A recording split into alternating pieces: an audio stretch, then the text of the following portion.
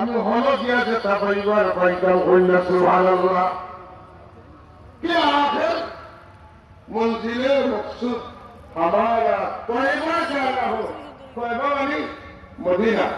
Medina শরীফের অনেক নাম আছে, এর মধ্যে একটা তয়বা তওবা আছে। কথা বলছি না কেনে বলে যদি আপনি আরবার মদিনা যান, আপনার টাকা যদি হালাল হয় না, আপনার দোয়া কবুল হইব নি হইতো না। আর আরবার মদিনা দোয়া যদি কবুল হয়, লয় দিন হাতে লাগবো, সূর্য দেওয়ার মাগরিব পর্যন্ত যাওয়া লাগবো।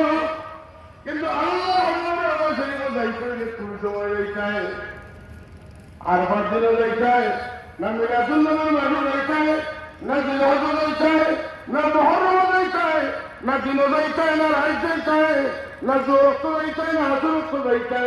ইলা কোন টাইম মুআয়্যান নাই।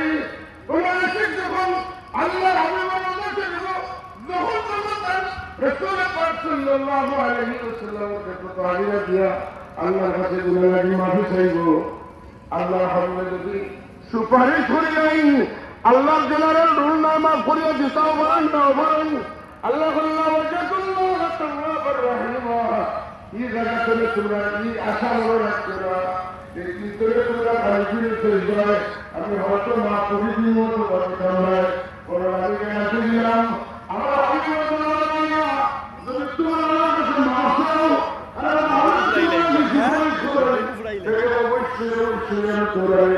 মাফ করে দিব।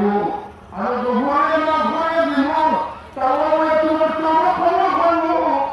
রাহিম বলে তোমরা নাকি জান্নাত মঞ্জুর হলো।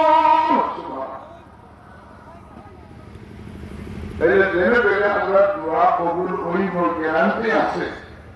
ও জায়গাতে আমরা ইয়ে রাখার চেষ্টা করা হয়।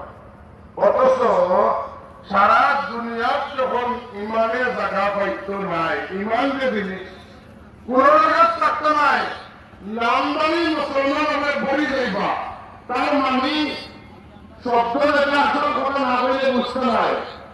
লেবাসে পোশাকে নমাজে রোজায় ভরপুর তাহ ইমান থাকতো নাই।